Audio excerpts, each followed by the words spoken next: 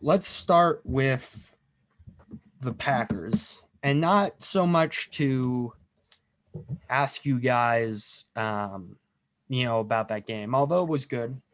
Lions Packers never disappoints, in my opinion. It's honestly my favorite division rivalry to watch. But I was just thinking, like, the Packers are like pretty blessed because they basically have the all-pro quarterback, the all-pro wide receiver one, and the all-pro right tackle. And when you have all three of those things, like, you're going to be pretty unstoppable. And then you add in Alan Lazard playing really well, Aaron Jones playing really well.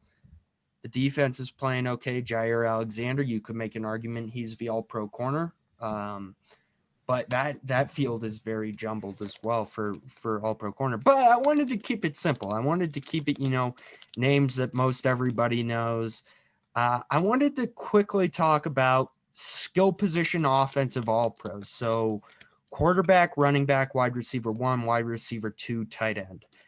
And I just wondered where we were all kind of coming down on this here.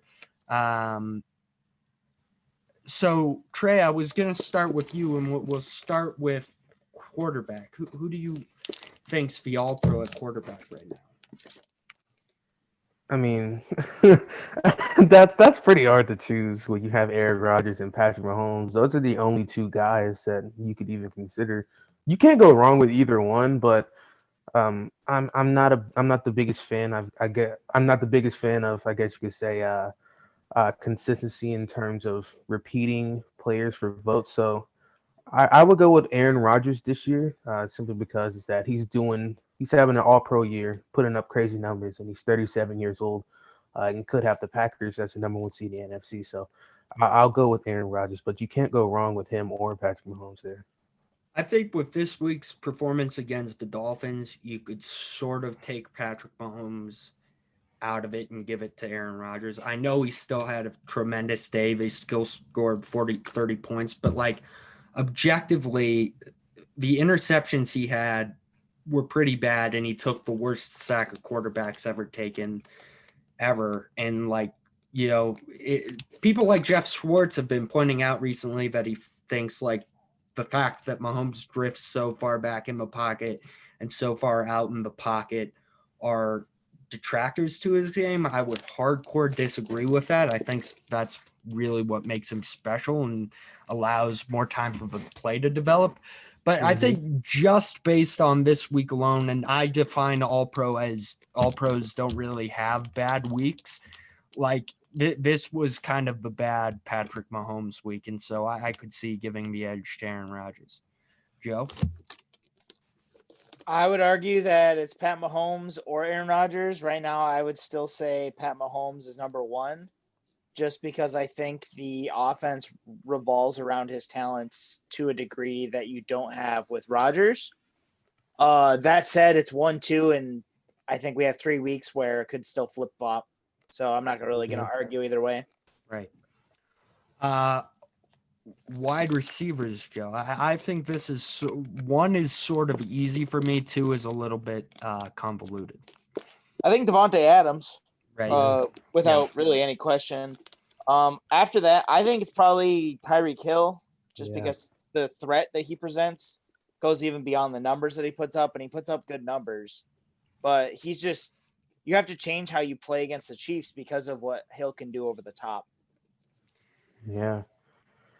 If I had, I would go and I do the same thing as y'all. I'd go with Devontae Adams as number one. Um, I guess the two people that come to mind for that second spot would probably be Tyreek Hill or maybe DK Metcalf. Yep, that was the guy I was going to mention. Yeah, DK Metcalf. It's a crazy good year he's having. But I'll give it to Tyreek Hill because the numbers he puts up each and every week, he's so consistent with his numbers. So I'll go with Tyreek Hill for that second spot on All Pro. Right.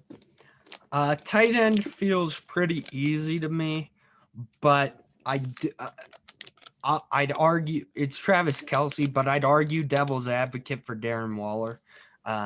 who has played out of his mind this year. But yeah, to me, that's pretty easy. And, it's starting to get to the level where people are starting to have these, Gronk in his prime versus Travis Kelce, like who's the better tight end. I still think it's Gronk far and away just because of the physicality brought to the game. But Kelce, what he does for Patrick Mahomes and the way he finds space in when teams play zone coverage is pretty unbelievable, of course. Mm-hmm. Yeah, it's Kelce 100%. But that Darren Waller suggestion is a really good sneaky one. It hurts when they play in the same division too, but it's Kelce far and away 100%. I think in a normal year, perhaps Darren Waller could be in the conversation because what he's doing and essentially the fact that he is garnering so many targets. So he's essentially their wide receiver one. Yeah. But that said, Travis Kelce's he's on another level. I think Gronk's really the only player since like the 80s who's played better than him this season in terms of receiving. Yeah. And then running back. This one to me is a toss-up. In recent weeks, you could argue Dalvin Cook kind of left it up, but that's recent. Yeah, it's difficult because Dalvin Cook was not this good at the beginning of the year.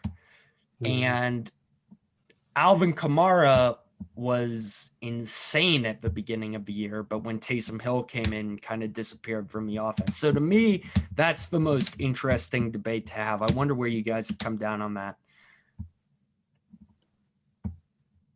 I mean, I think it's Derrick Henry. Oh, okay. Yeah, he's had weeks where he's not been. Yeah, and that's special. Yeah, I get what you're saying, and I think that's mostly due to the fact that the Titans have played, I can say, a healthy amount of teams that can really stop the run, and the fact that the Titans offensive line has suffered from injuries this year. But in recent weeks, Derrick Henry has put up crazy numbers, putting up 150, 200 right. As we chug closer towards the end of the season. So. I think it's Derrick Henry, but if I had to put up a close second, I would say Dalvin Cook, though. Yeah, I would definitely say it's Henry and Cook.